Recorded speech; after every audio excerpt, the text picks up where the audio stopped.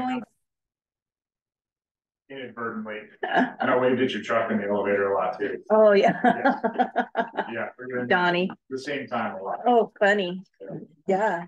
Are you doing the field right there by where Brian was working? No, I got done with soybeans at 12 o'clock last year. Oh, okay. We were all learning. Oh, okay. Yeah. Okay. It is 9:01. I will call the meeting to order. You have the agenda in front of you. Is there any considerations on the agenda? Make a motion to approve the agenda as is. Second. I have a motion and a second to approve the agenda. All those in favor say aye. Aye. Motion carried.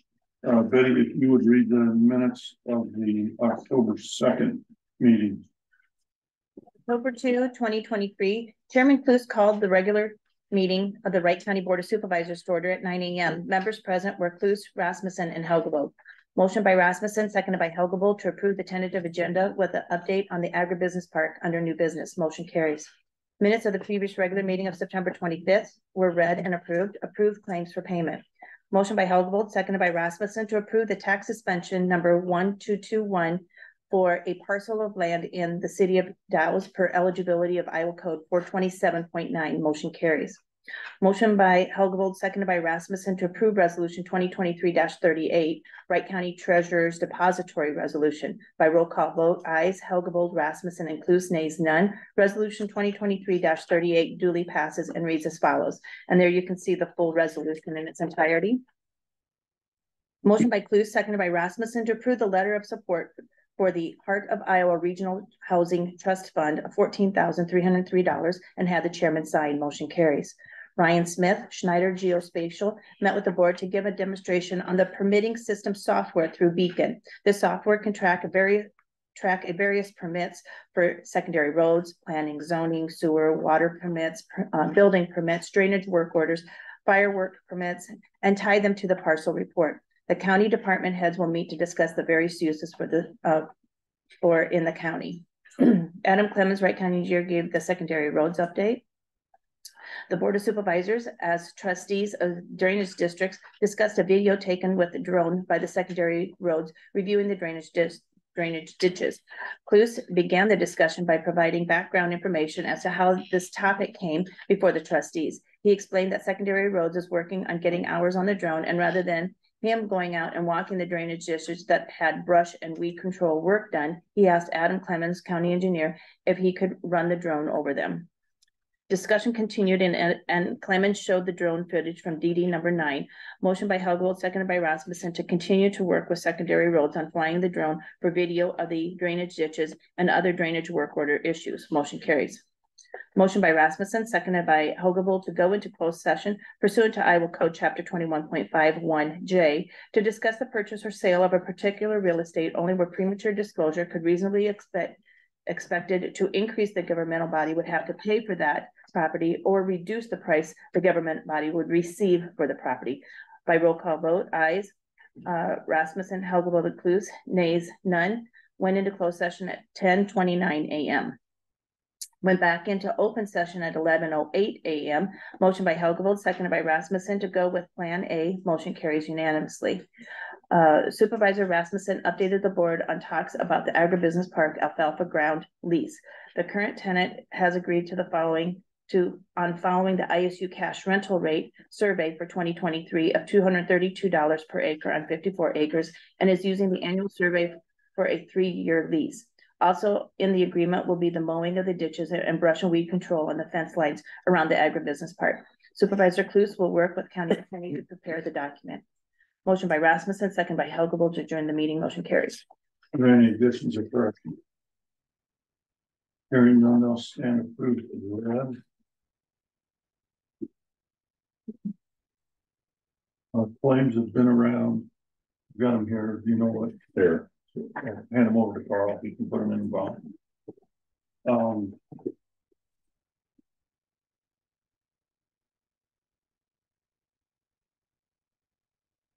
Open forum for public input. I'm assuming that you would like to speak. No, I'm here today, to ask you to please consider passing the ordinances, to protect the citizens. It's hazardous legal pipeline. I know you're probably aware of the letter that FEMSA has sent to the 3 pipeline companies, copy of it is on the IUB docket. And it states the responsibility for siting new carbon dioxide pipelines rests largely with individual states and counties through which the pipelines will operate and is governed by state and local law. And after spending a whole lot of time at the hearings and in Court Dodge, I'm pretty much convinced that the state of Iowa is not going to be helping protecting landowners in Iowa. It's going to be up to the counties. We really need some zoning ordinances with setbacks to protect us, protect our families. It's going to be up to the local board of supervisors to try and keep the pipeline away from residences, towns, Eagle Grove, Goldfield, Dows. This pipeline is going very close to all of those towns. It goes 600 feet from our house. Our house has been vacant for 6 years, but our families decide to move there. Our son and our granddaughters are going to be living there. Excellent. I know we should be really excited about that. Yes, absolutely. But we're also, they're very concerned about living there for that 600 feet. It's a pipeline that could kill people. Right. And it's so important that we get setbacks. Yeah. That's what's happening in South Dakota. What is stating the citizens there in South Dakota. I can tell you, having served on the planning and zoning board, we have resisted doing any kind of ordinances in the ag areas because we feel that that shouldn't be controlled by ordinances. You purchase the land, you should be able to do with the land as you want. I know that when you're looking at the use of eminent domain, that flies directly in the face of that. We do feel that we've got, I know that you would like specific ordinances concerning hazardous liquid pipelines or CO2 pipelines. And speaking for myself, not for the board, I would agree that we should do that. But now you're starting to set ordinances and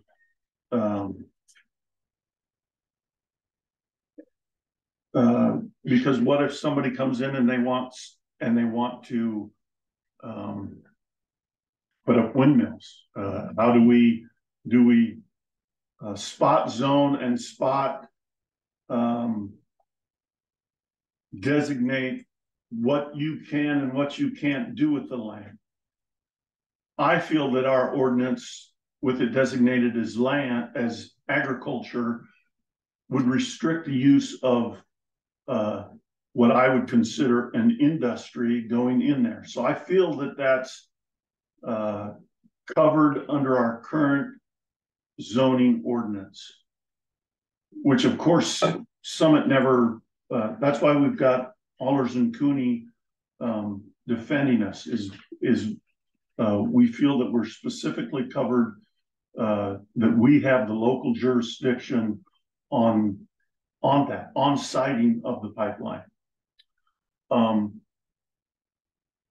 you feel you have that? You're giving us the same protections that No, we don't have any there isn't any setback in there specifically that says a hazardous liquid pipeline needs to be a half mile, or you pick the distance. There is nothing in there like that, but you're putting an industry into an area that's not zoned for industry, it's zoned for agriculture. There are specific areas within the county that are zoned for industry. Our comprehensive plan has got specific areas that say, if you're going to bring an industry into the county, this is the area that we think that it should be placed.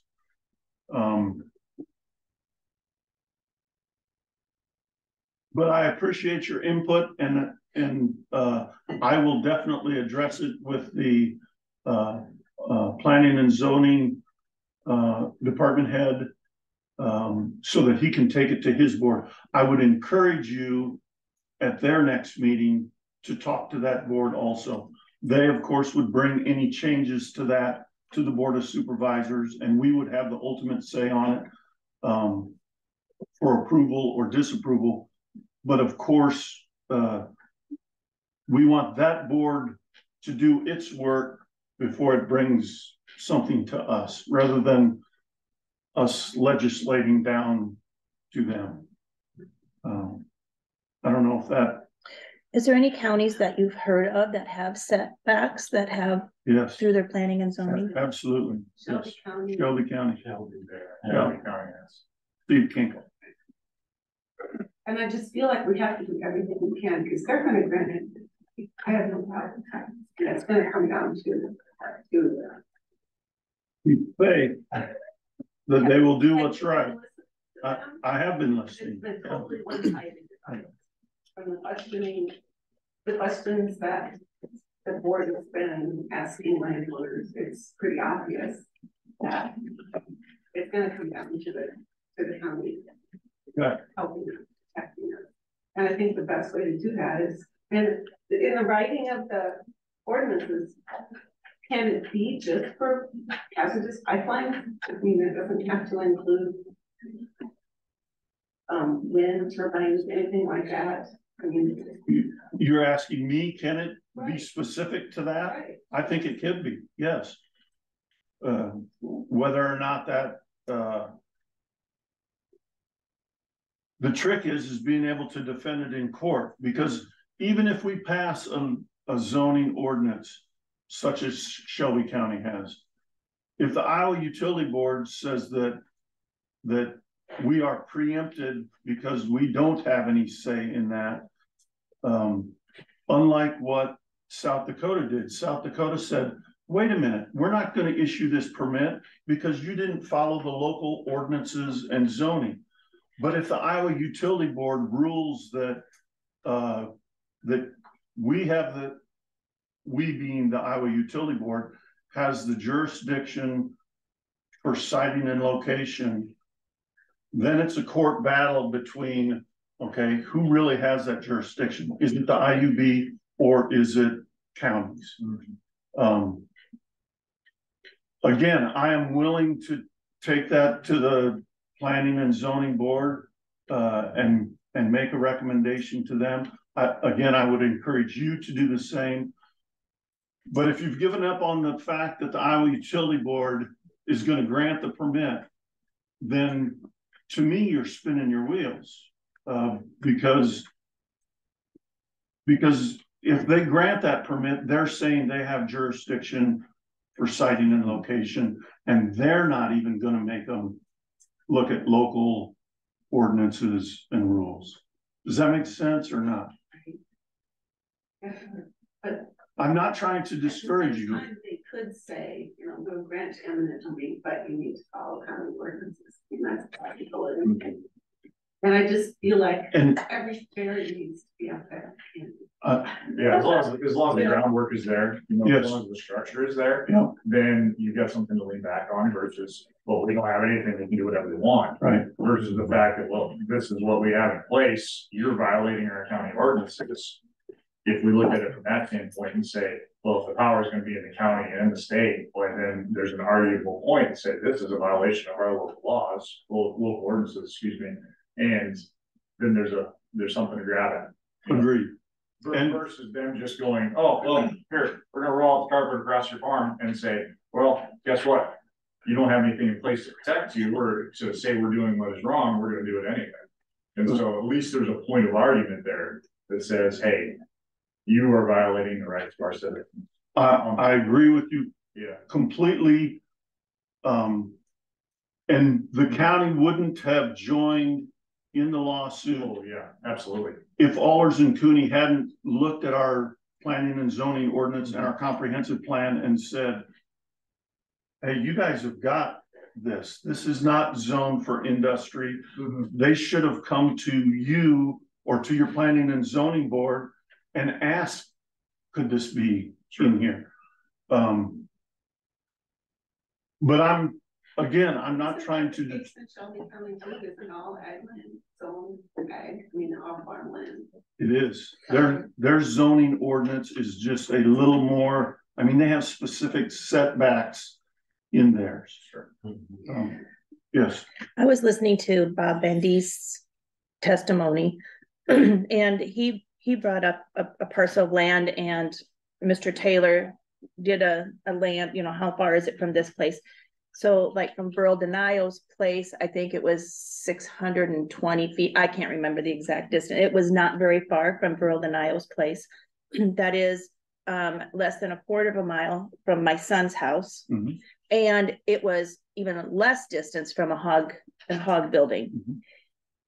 My son doesn't get a testimony. He doesn't get to write anything up. Burl Denio doesn't get to say anything. And those hog buildings, all of them, thousands of head of hogs in there, don't get to have a say in any testimony or anything because they're not affected landowners. However, it's that close to their homes. And that's where I think it's a good voice for all of those people that really didn't get a say. Yeah, there's homes in my neighborhood down there. There's a young family not too far from us at all that's living across the street from my folks. Yeah. And they got young kids the same age as my niece. You know, so, and they just built a brand new home. It's not that far from where they want to put that. So, you know, we fortunately have a voice. You know, we have had a voice since the very beginning, but those people do not have a voice. They don't have a voice at all. And, you know, I've known denials my entire life. They should have a voice just as loud as us. If they're going to be that affected by something that they can't control, this is where the voice is to be sounded. And that's where, if the structure is in place, then at least those folks, it's just because it's not just us. I mean, there's a lot of other people in this community that are very in this fight. They're just not as public. And I know that as a fact, I talk a lot, but they don't have the forum to be loud about it. And so having a structure of supports or structure of ordinance that those folks are going to say, hey, listen, this board of supervisors is really trying to do their job to protect us, not just the people that have been loud about it. And I think that's important, you know. Agreed. I think it's very important. Agreed. Well, Brian Jordy has told us counties need to pass ordinances. They've got to do it, we've got to do it, but I mean, the IED wants this done. They wanted it done last week. And we've gotten a little time, but it takes time to pass ordinances, and it takes. It does. So it's not a flip of a coin. It's got to, yeah. Okay. Anything else?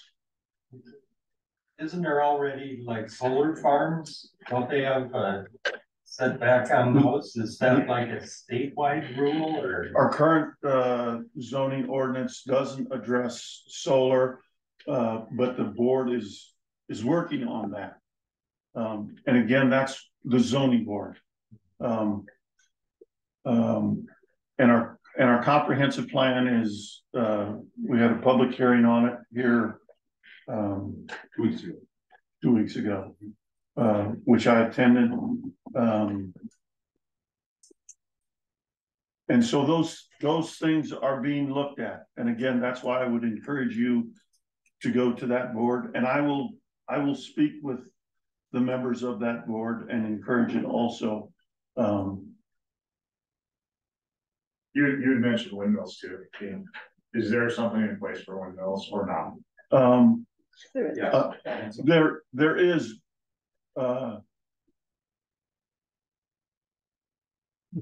There is currently, but I don't know if it addresses concerns with, you know, with setbacks. Right. Okay. I mean, they have specific setbacks for fall distances already. I mean, but for some people, those are, I mean, there's several people in the county that just don't even like them to look at them in the skyline. So, visual nuisance. Yes, exactly. So,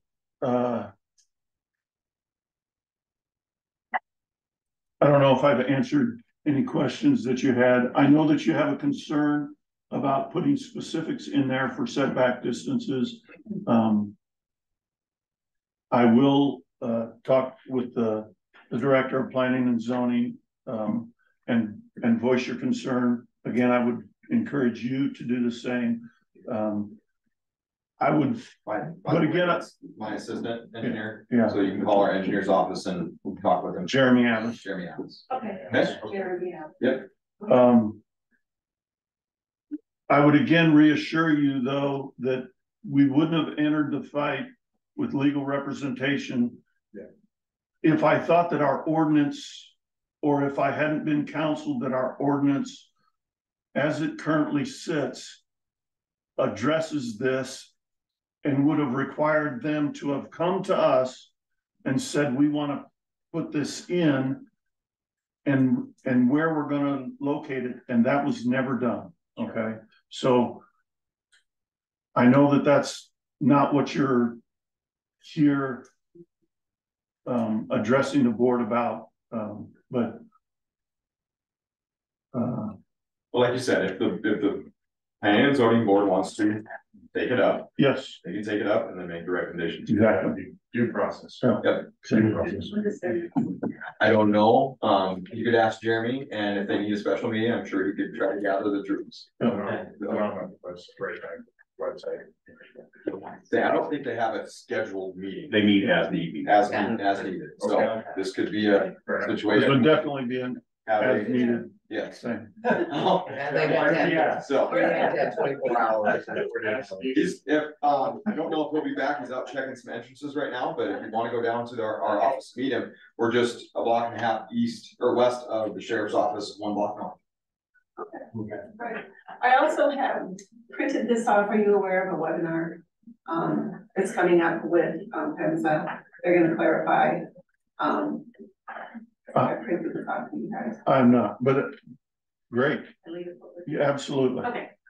That's coming up. I'm not sure when it is, but I'm gonna take a look at it. Might help. Anything else? Anyone else want to address the board? This is the public input time. Bob or Jason or Robert Watts. Okay, hearing nothing, we'll move on to item number 6, review and act on liquor license for Top of Iowa, Lucky Wife, rural Clarion, Iowa. Where is that? They're gonna be at the Walton. Walton Farms. Okay, so liquor license for there? Yeah, it's like a wine slushy. Oh, okay. Yeah. Mhm. Special That's class, your day. it's a special class C retail alcohol license, 5-day. Okay. They have their dram shop. and all Everything's good to go. that. Okay. Motion to approve. Second. A motion and a second to approve the 5-day liquor license for Top of Iowa, Lucky Wife, rural Iowa facility. All those in favor say aye. Aye. Aye. Motion I'm gonna carried. Go ahead and have you just sign.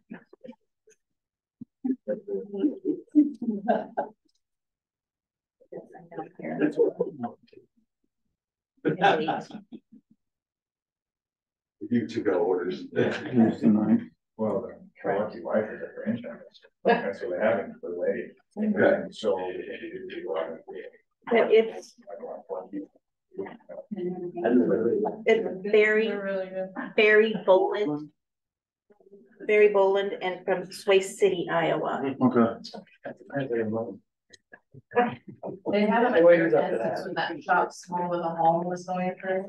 Oh, it was. Kind of like a Kona ice, but for adults. Yeah. Okay, item number 7, Adam Clemens, Wright County Engineer, update on secondary road. Okay, quick update, blades out keeping up with harvest. They started mowing the granular routes for winter. As you can see this morning, it's getting colder, so that white stuff's gonna fall at some point here. Trucks are out cold patching, spot shouldering on C70. We're gonna run a test with C70. We found that we're trying to keep up with it, but the drop off keeps getting kind of worse and worse and worse. So we're gonna run, put some new gravel down and then put some calcium chloride and see if that stays. So to try to stabilize it up. I appreciate what you guys put down. That was much needed. Yep. And then brush cutting, they're gonna start on the hard surface routes. Those will be completed first. And then the gravel's township by township, and we kind of split it up. We're gonna put the whole crew in each township and complete a township and then move on to the next one. Are we cutting and leaving, or are we? We're gonna try to pull away, but some of the stuff may get left. If we leave it, are we cutting it in smaller pieces? Big stuff will move away, but like small little trees, I'll see what they want to do. All right. Work orders, we completed 11. Bridge, go ahead. I'm sorry. And treating with, thank you.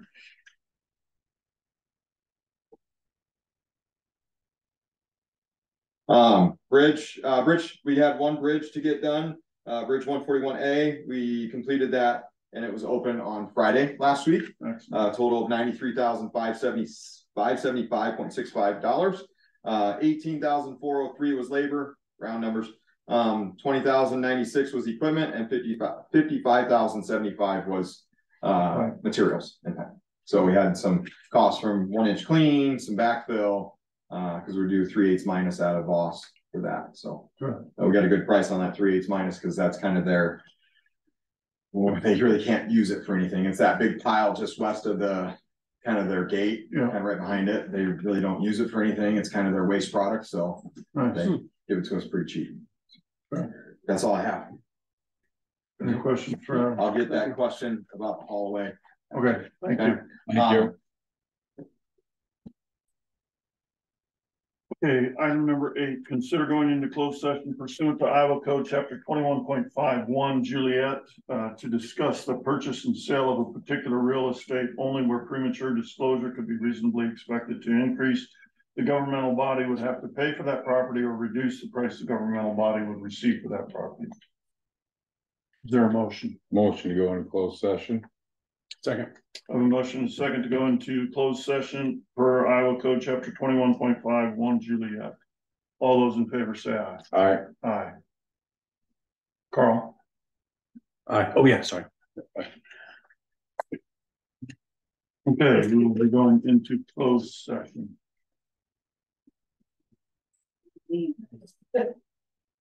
Yeah.